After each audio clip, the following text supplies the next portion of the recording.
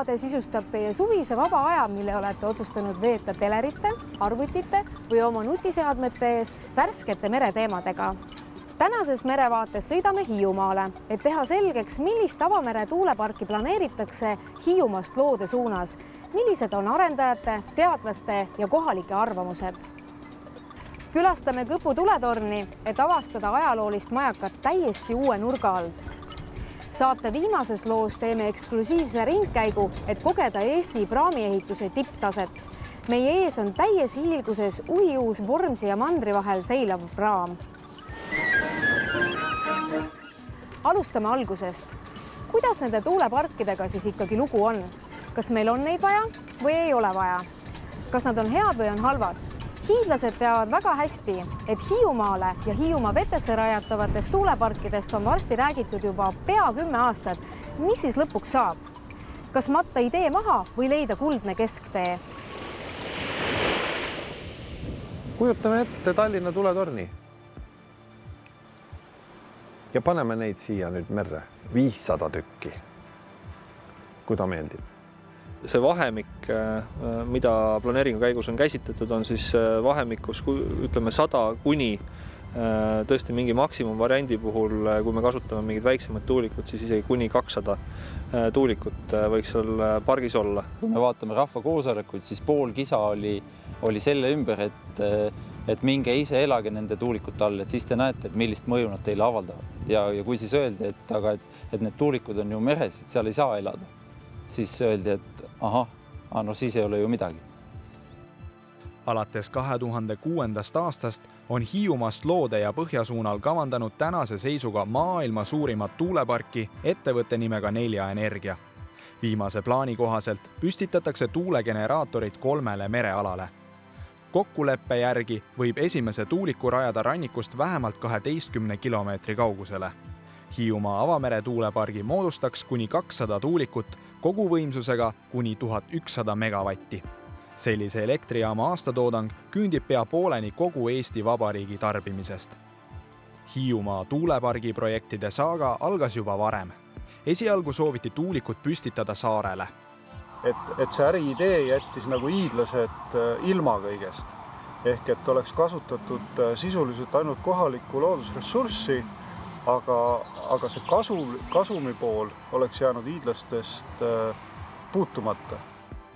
Ajakirjanik ja hiidlane Aivar Viidik selgitab Hiiumaa tuuleenergia ajalugu. Kohalike vastuseis tuulepargi suurprojektile pole päris lahtunud, kuigi tänane arendaja on hoopis teine ettevõte ja tuulikuid ei planeerita maismaale.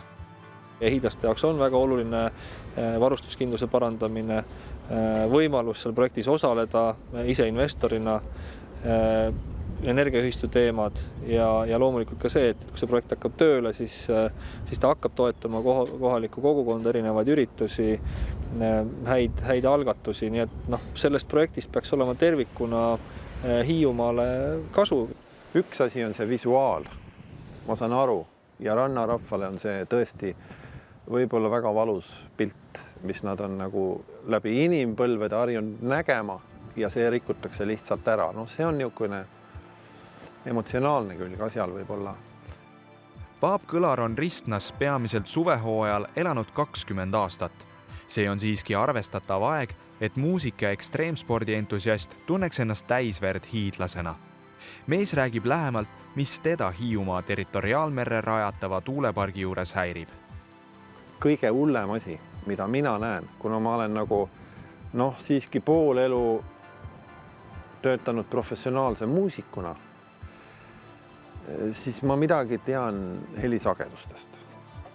Millist madalsageduslikku müra või isegi peaks ütlema vibratsiooni võib tekitada üks tuulik, 2 tuulikut. See, mis tuulepark endast kujutab, see on täiesti ette kujutamatu. See on tõesti üks müüt, mis sellega kaasas käib.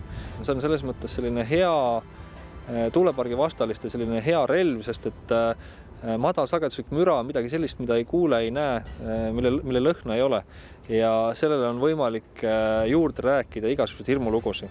Aga loomulikult ei ole seal mitte mingisugust tõepõhja all, sest et võtame kas või selle, et kui see nii oleks, siis sellisel juhul peaks need probleemid olema ju ammu ilmnenud ja me ei räägi siin ainult Eestist, me räägime ju Saksamaast, Taanist, mis on ju tuulikud tegelikult täis.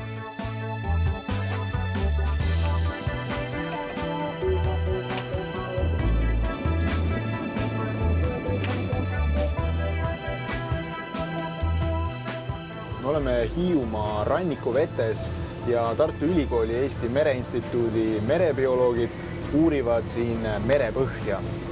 Kristjan, mida me siit ekraanilt praegu näeme? Me näeme siin sonari töövaadet, kus me mõõdame mere sügavusi. Siin on siis näha, kuidas meil laev liigub ja kõik see värviline ala siin on juba see ala, mille me oleme ära kaardistanud, mille kohta me oleme andmeid kogunud. Kui meil on lisaks kogutud veel merepõhja proovid, videovaatused, siis me saame nende andmete abil luua elustikukaardi.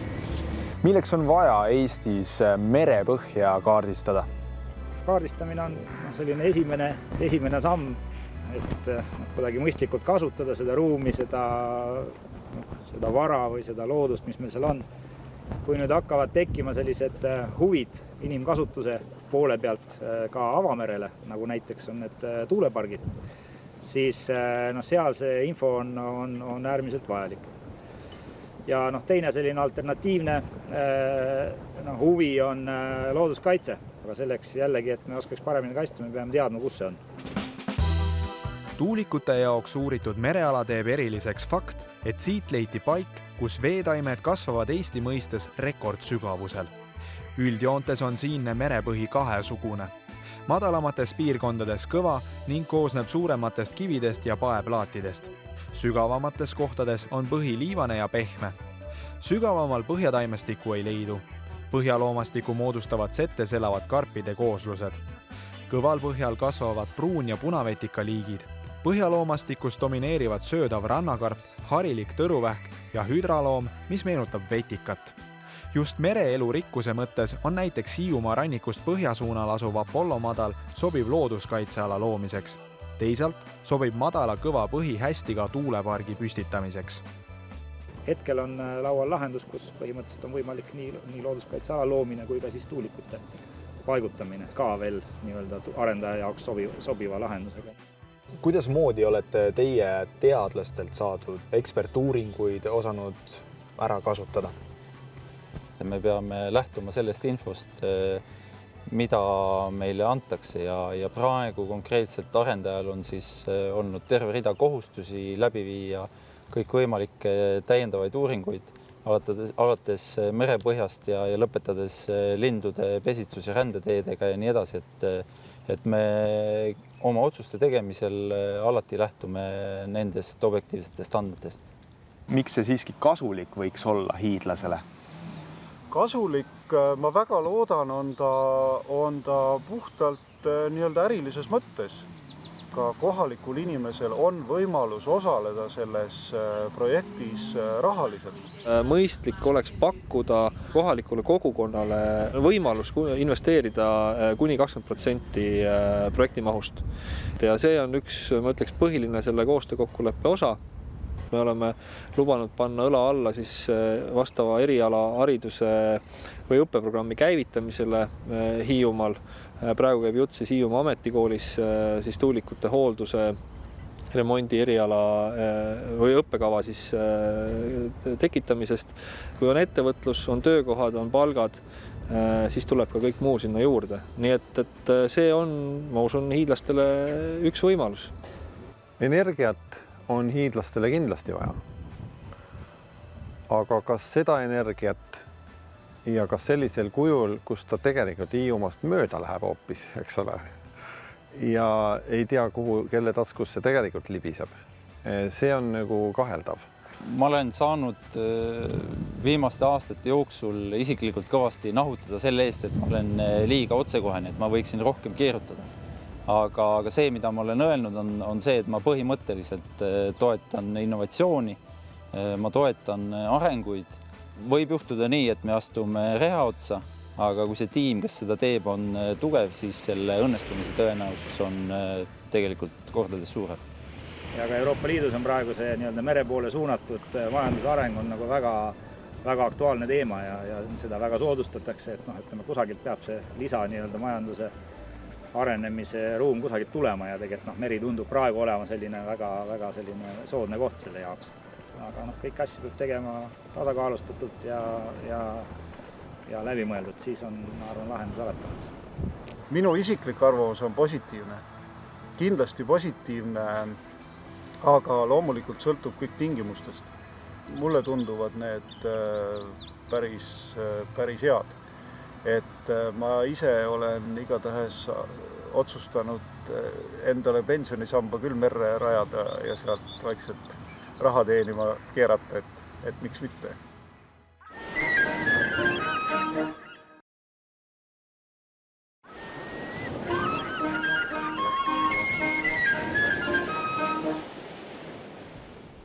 Kõpu tuletõrn on üks maailma vanemaid majakaid, mis on meremeestele teed juhatanud juba ligemale 500 aastat. Tänapäeval majakavahi ametit enam ei peeta. Sellele vaatamata pole siin elu seisma jäänud, sest siin toimetab Anneli, keda võib nimetada Kõpu tuletõrni perenaiseks.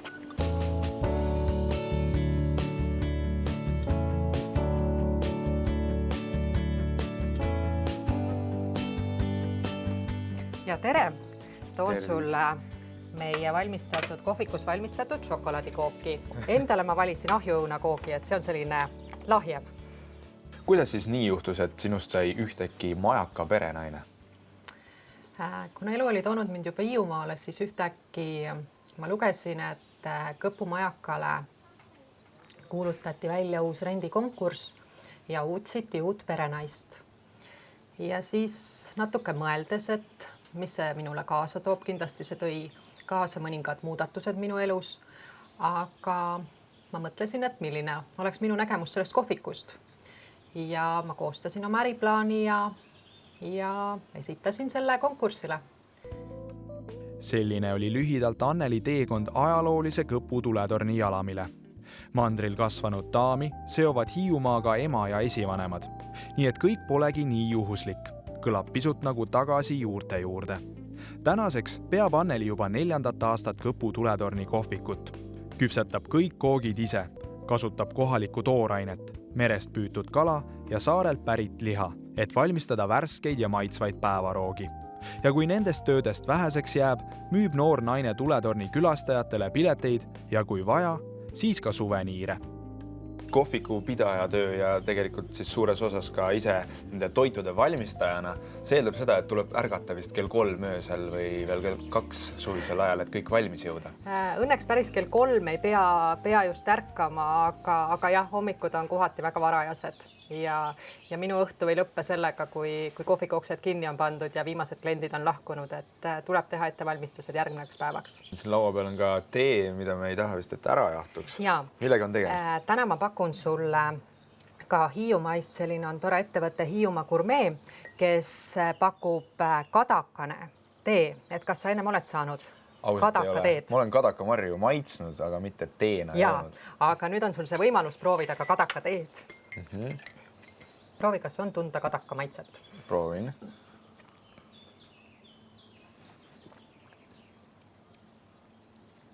On küll.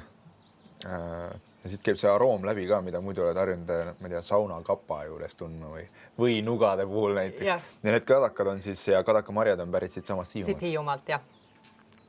Väga hea. Soovitan proovida. Ja laua peale on ka Hiiumaa kadakamaiust lisaks meie kookidele. Nagu marmelaad. Aga tunned, selline kadaka maitse tuleb? Käib läbi jah, selline intensiivne maitse, täitsa huvitav. Midagi uut. Ma mõttes tunnen ja hea meelega nimetaksin sind Kõpu tuletõrni perenaiseks. Kuidas sa siia veel inimesi meelitad selle suve jooksul? Vist mitte ainult toiduga? Jaa. Ka suvel toimuvad meil juulikuus siin samas Kõpu tuletõrni jalamil ka kontsertid. Laupäeva õhtuti on meil erinevad esinejad, et võin juba välja öelda, et see aasta on meil juulikuus esinema tulemas Lauri Liiv ja Nele-Liis Vaiksoo ja ka Uku Suviste ja teeme ka jätkuvalt koostööd Hiiu Folgiga. Kuidas siin ettevõtjana hakkama saada on? Kindlasti Hiiumaal on meil probleemiks see, et meie tegevus on hooajaline. Et meie suvi on lühike, et juunis ei saa vedama ja august juba lõpeb ka päris varakult ära, et lapsed lähevad kooli ja puhkused lõppevad ja inimesed enam ei tule siia kaugele. Aga ma arvan, et kui tahta ja üritada ja teha seda hingega, siis on kõik võimalik. Et see on minule andnud võimaluse eneseteostuseks. Mida sina tunned, mis on see võluvägi, mis ikka ja jälle inimesi siia Kõpu tuletorni juurde meelitab? Kindlasti on see Kõpu tuletorn ise. Et tore on ju jälle tulla ja vaadata, et näed, et see torn seisab püsti ja kas sa mäletad, kui me viimane kord ronisime, et kui rasked need trepiastmed olid, et proovime, kas see aasta on nad sama rasked. Ja milline vaade seekord avaneb meil, et iga päev on omaette, et mõni päev on udu, mõni päev on päike, et seda kunagi ei tea, et siia tulles, et milline ilm meid ees ootab.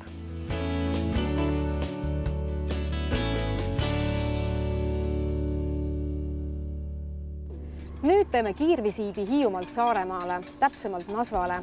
Kõigest loetud nädalad tagasi valmis tuli uus praam, mis juba täna sõidutab reisijaid mandrilt Vormsile ja tagasi.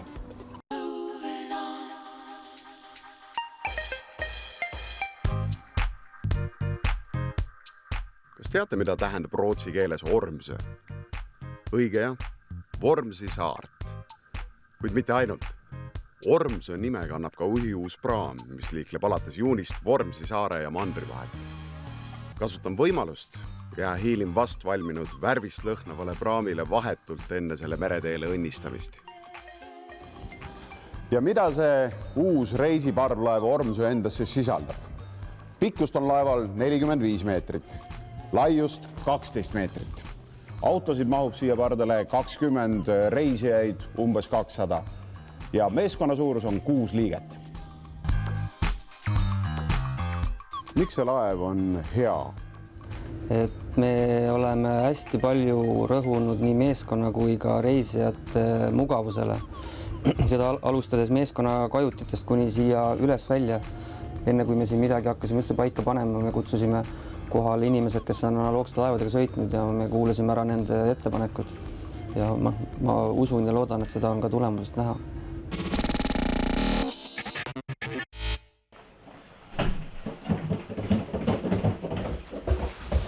Nii palju siis nendest ruumidest, kuhu igaüks ligi pääseb, aga meile anti täna eriluba. Me võime sisse minna ka nendest ustest, kus selline silt ees on. Ja nüüd ma sisenengi meeskonna töö ja eluruumidesse. Elulaeval on tänapäeval tehtud meeskonna jaoks võimalikult koduseks ja mugavaks. Siin saab oma pesu pesta selles ruumis ja kui minna edasi, siis 3 meest mahuvad sellele saunalavale täiesti vabalt korraga ära. Ahah, ja siin on siis laevaperele selline oma nurgakene, kus saad võtta oma külmkappi pandud asja külmkapist, teha selle pliidi peal soojaks, teha endale sooja jooki ja iganes. Vesi on olemas. Kõik võimalused, et pikkadel ülesõitudel siis tunda ennast mugavalt ja olla klientidest natukene eemal. Praami masinaruumid on meeskonna elu- ja puhkeruumidest eraldatud veekindlate ustega.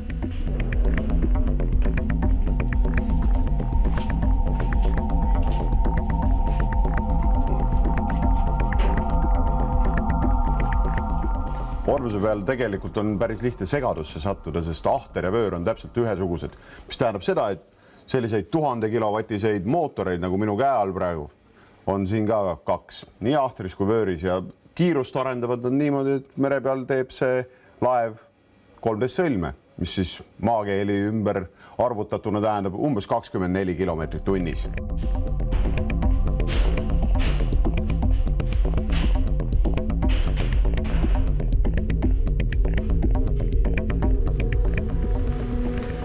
Ja nagu igas korralikus laevas on ka siin kajutid. Aga loomulikult ei ole need mõnusad madratsid mõeldud tavareisijale, vaid ikka meeskonnaliikmetele, kes saavad, kui vahetus on algamas, siit üles tõusta ja tulla siia ruumi ennast värskendama.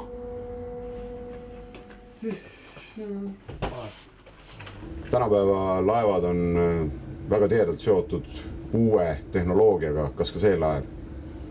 Jah, absoluutselt. Kõik, mis te siin minu kõrval ja selja taga näha võite, et nad on kindlasti omas segmendis maailma tipp. Alustades siis jõuseadmetest, siin kasutatakse mõlemas laeva otsas asuvaid kondelkäitureid.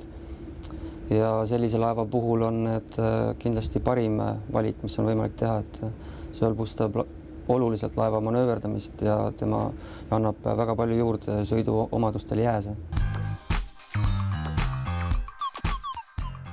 Ringkäik Eesti kõige uuemal praamil on tehtud. Samal ajal on Nasva laevatehase kaile kogunenud rahvamass ja nad on siin selleks, et anda üheskoos õnnistus ei rohkem ega vähem kui läbi aegade suurimale Saaremaale ehitatud laevale. Nii suurt laeva ei ole Baltic Workboat siis varem tehtud. Mis tunne on? Tunne on päris uhke. Ütleme, et nii suurt laeva ei ole Saaremaal üldse ennem tehtud. Et viimane tehti 126 aastat tagasi 40-meetrine Kuunar Estland. Ja siiamaani on see rekord püsinud, et nüüd me oleme selle siis ületanud. Et rekordid me muidugi taga ajama ei tulnud, aga ma arvan, meil on kõigil hea meel. Saagu sinu nimeks Ormse.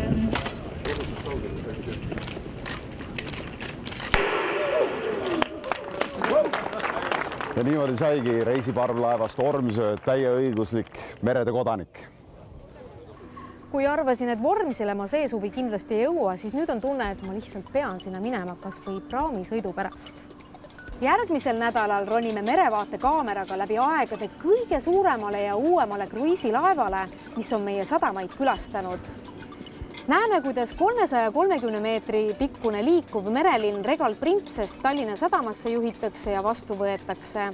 Lisaks vaatame, kas soolopurjetaja Jaanus Tamme ettevalmistus ja võidusõit Itaalia regatil Genovas kulgeb piperusteta. Uus merevaade juba vähem kui nädala pärast pühapäeval 10.35 Kanal 2. Kaunist pühapäeva!